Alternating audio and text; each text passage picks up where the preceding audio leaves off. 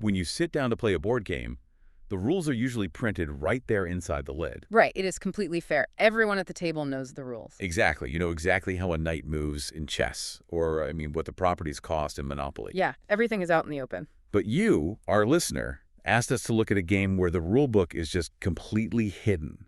And frankly, it is completely amoral and incredibly dangerous. Oh, absolutely. Today, we are taking a deep dive into the absolute jungle of aristocratic court politics and psychological warfare mapped out in Robert Greene's The 48 Laws of Power. It is quite the intense source material. It really is. Yeah. And you reached out with a very specific request. You wanted us to basically generate the book from text to audio, but you asked us to make it structured clearly by category and each lesson. Which is a great way to tackle it, honestly. Yeah, because it is this massive, sometimes overwhelming text. So our mission today is to distill centuries of cunning strategy into clear, actionable categories. And to do that, we have to start by establishing the foundational premise of the whole text. Right, the core philosophy. Exactly, which is that power is a constant, inescapable social game. The author basically views the entire world as this giant, scheming, aristocratic court. So whether you are in a 16th century palace or like a modern corporate boardroom, the dynamics are largely the exact same. Yeah. And in this game, you do not evaluate a player by their stated intentions. Or their moral high ground, right? Hey, you evaluate them purely by the tangible effects of their actions. It is all about the outcome. But hold on, because before we get into the actual categories and strategies, I have to ask the question that naturally comes up when confronting something this cynical. I think I know what you're going to ask. Well, I mean, can't you just choose not to play? Like, can't someone decide to just show up to the office, be perfectly honest, treat everyone with absolute equality, and just do their work? See, the text shoots that idea down immediately. Really, it just doesn't allow for opting out. Not at all. It argues that claiming to be a non-player is very often just the disguise of a highly adept manipulator. Oh, wow. So even claiming not to play is a move. Exactly. Think about how honesty functions in the real world. Total blunt honesty is frequently deployed as a power strategy. I guess that makes sense. It is a way to convince people of your unwavering, noble character. Right, which then completely disarms them. And demanding total equality, according to the book, ignores the natural, glaring differences in human skill and drive. So if you try to completely opt out of the game of power, you don't actually achieve peace. No, you only leave yourself entirely powerless. And powerlessness ultimately just leaves you miserable and at the mercy of others. Okay, so opting out isn't an option. We are all on the board, whether we like it or not. We are. Which means we need to get into category 1. Mastering yourself and your perceptions. Yes, because the very first thing you have to lock down is not the people around you, but yourself. You absolutely cannot manipulate reality if you are constantly being manipulated by your own impulses. Right. So that brings us to lesson 1. Master your emotions. This is huge. The text identifies emotion as the absolute greatest barrier to power. Because it clouds reason, right? Exactly. And anger, specifically, is highlighted as the most destructive impulse you can have. It narrows your vision. I always think of it like playing poker. Oh, that is a good analogy. Yeah, if you show your frustration at a bad hand, your opponent immediately knows exactly how to exploit you. Uncontrolled anger isn't just showing your cards. It is handing them the steering wheel to your own brain. Yes. When you react emotionally, you are no longer the one deciding what happens next. The person who provoked you is dictating your behavior. Which makes you incredibly predictable. And predictability means you are easily exploited. Okay, so you need emotional control. And that leads directly into lesson 2. Master the art of timing. This is Law 35 in the text. And maintaining that emotional control is the prerequisite for this, because the text argues that time is largely an artificial construct. Wait, really? Artificial? Well, in the psychological sense. If you control your emotional impulses, you actually alter how you experience time. It feels like it moves slower for you. Oh, I see. You become what the author calls a detective of the right moment. Exactly. But to do that, you have to eliminate the feeling of being in a hurry. Hurrying is basically a physical manifestation of fear. It is. It betrays a fundamental lack of control over yourself and your circumstances. Think about it. When you watch someone rushing frantically around an office, You never think, wow, that person is incredibly powerful. You just think they are totally overwhelmed. because they are, true patience allows you to see several steps ahead. Right. And to see clearly, you also have to train yourself to strip away human sentimentality. Which brings us to lesson 3. See circumstances, not intentions. This is a harsh but vital rule. Yeah, think about the last time a coworker completely botched a critical project, but you let it slide because they meant well. Or they tried really hard. Right.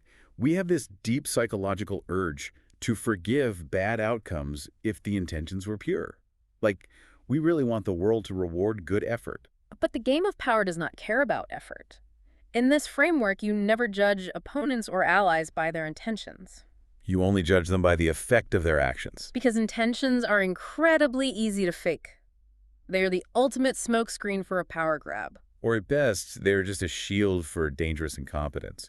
Like, if a ship captain crashes a vessel into a reef, the fact that he meant to steer clear doesn't unsink the ship. That is a perfect way to look at it. So, okay, that wraps category 1. You have conquered your internal landscape. You are not reacting in anger, you are controlling the pace of time, and you are judging the world coldly by outcomes. Once your mind is a fortress, the immediate next vulnerability is how the world perceives you.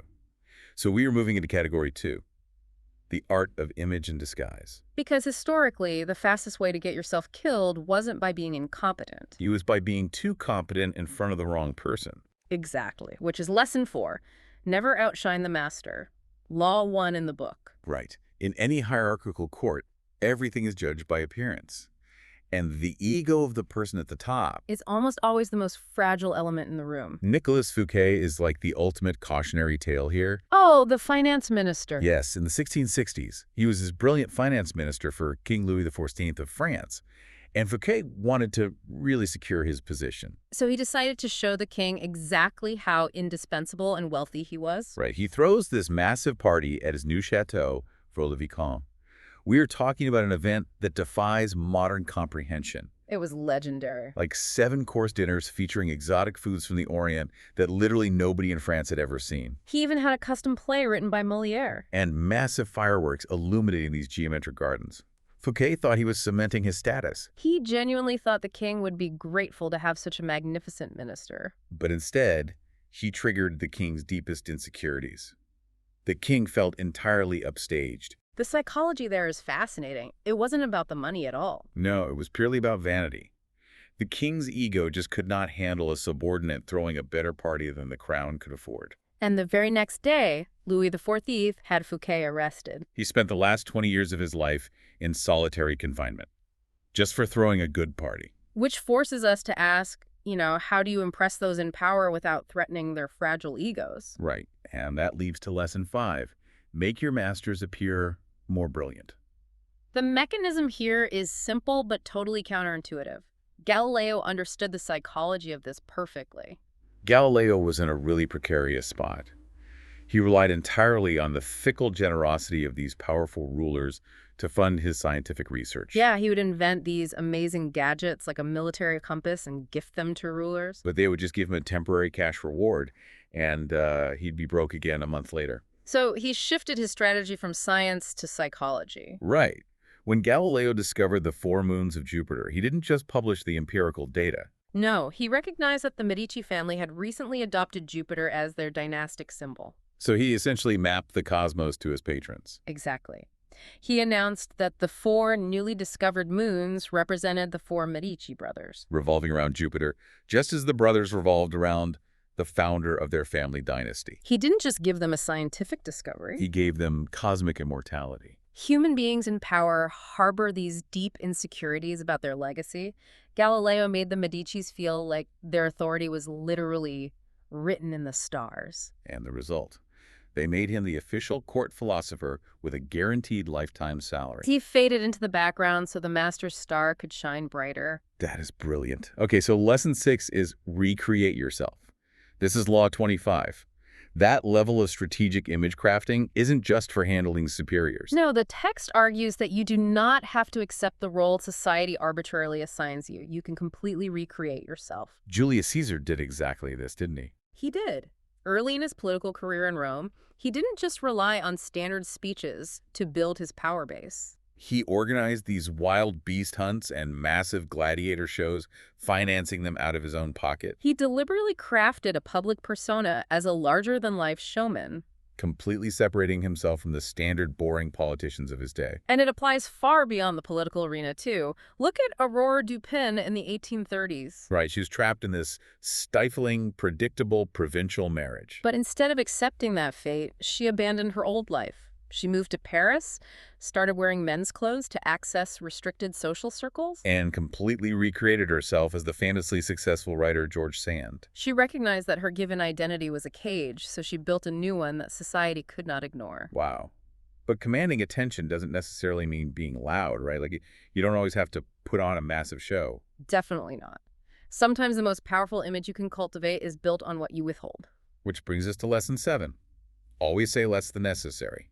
Law 4. Powerful people routinely impress and intimidate simply by saying less.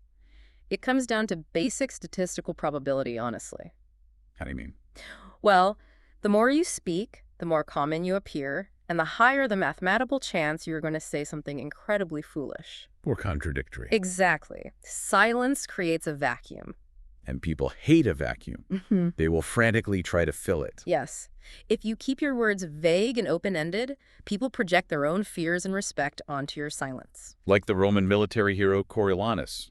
He rarely spoke to the public. And because of that profound silence, he became this legendary, terrifying figure. His refusal to over-explain created an aura of unapproachable power. Okay, so now we have the foundation built. You are emotionally controlled, your timing is impeccable, you aren't triggering your boss's insecurities, and you have crafted a formidable image. Which means we are ready for category 3, managing allies, enemies, and pawns. Now that your image is secure, how do you interact with the people around you to actually build active leverage? The book uses a brutal but very accurate jungle analogy for this. This is lesson 8.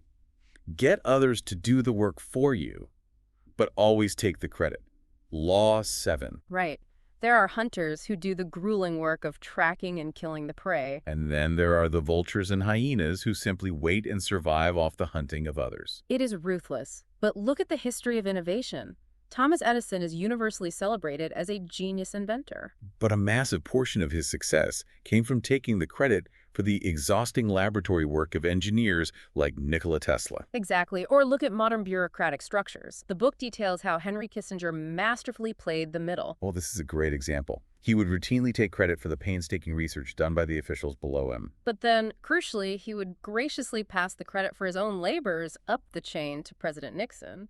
So by playing the hyena to his subordinates and the loyal hunter to his superior, he made himself the absolute nexus of information. He essentially made both sides rely entirely on him, which is the core mechanism of leverage, and it leads to lesson 9. Learn to keep people dependent on you.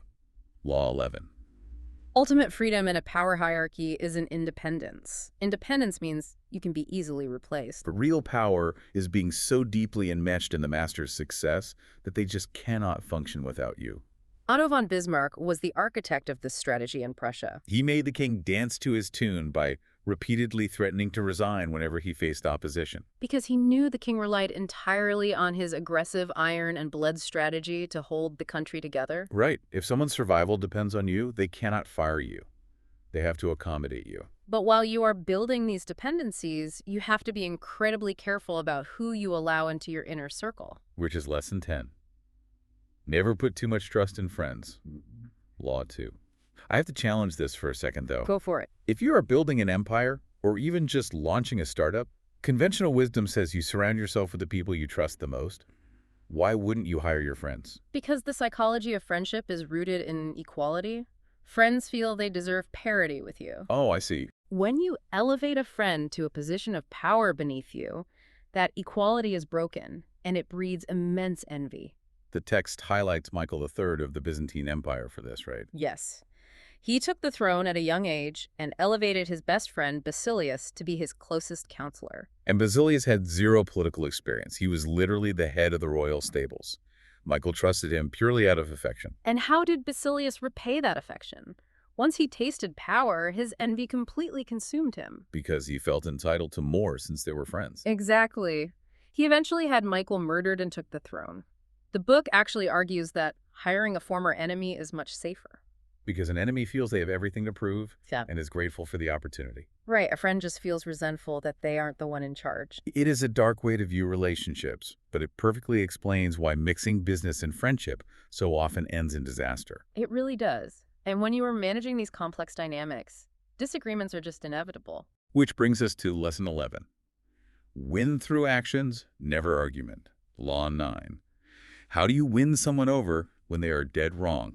There is a historical anchor here involving the Roman consul Mucianus.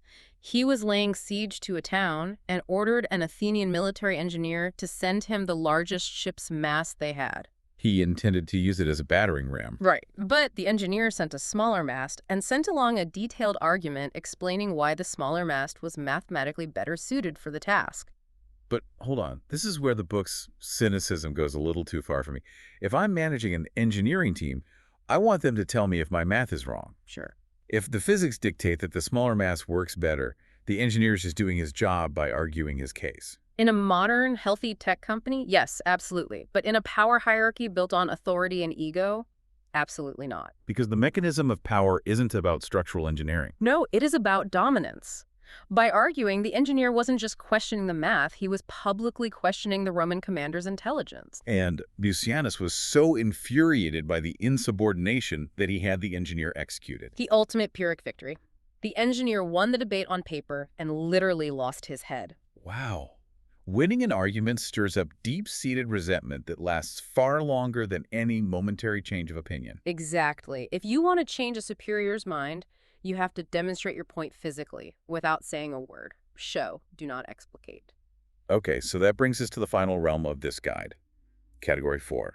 Strategic conflict and defense. Because no matter how perfectly you manage your image and your leverage, active opposition will eventually find you. And when you are forced into conflict, the most critical rule is Lesson 12.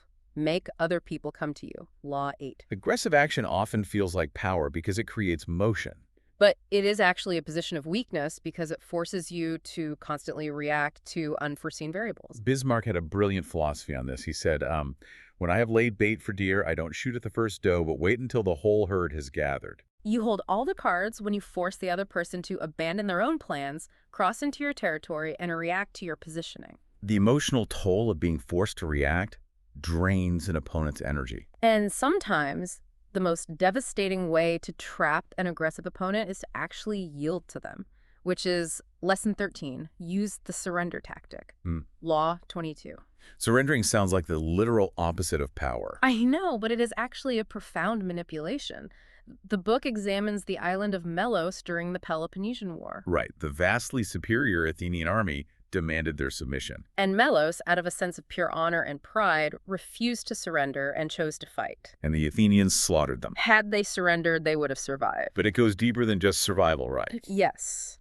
Surrendering completely neutralizes aggression. It infuriates a conqueror because it denies them the catharsis and glory of a hard-fought battle. Oh, I see. It gives you the physical space and the time to quietly rebuild your strength while waiting for the victor's power to naturally wane. Yielding is a tool of preservation. But if preservation is no longer an option, and you do choose to go on the offensive, you cannot stop halfway, which is Lesson 14.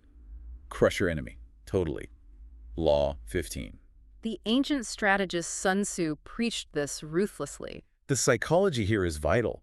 When we show mercy to a defeated opponent, it is usually just our own fear of conflict masquerading as morality. We hope they will be grateful. But they never are. Never. If you leave an enemy with even a sliver of power, you do not make a friend. You create an embittered adversary who will spend decades quietly plotting revenge. You have to eliminate their options entirely so they are forced to bend to your reality. Exactly. So let's pull all of this together for you listening right now.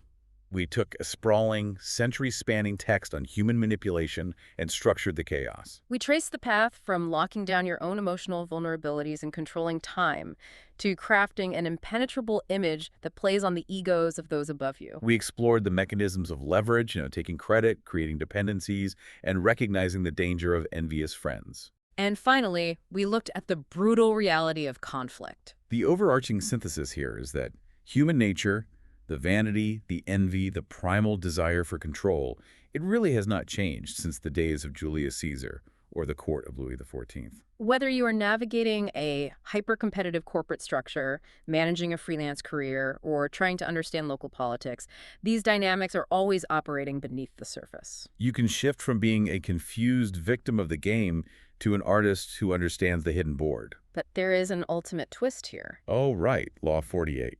We have spent this entire deep dive building up these intricate, rigid rules of power. How to act, what to say, how to fight. And yet the very final law in the text tells you to assume formlessness. It is a profound paradox. It really is. The text warns that rigid things shatter. If you take all the rules we just discussed, internalize them, and then play by them exactly the same way every single time, You become highly predictable. and as we established at the very beginning, predictability is a death sentence in the game of power. The ultimate power isn't a stone fortress.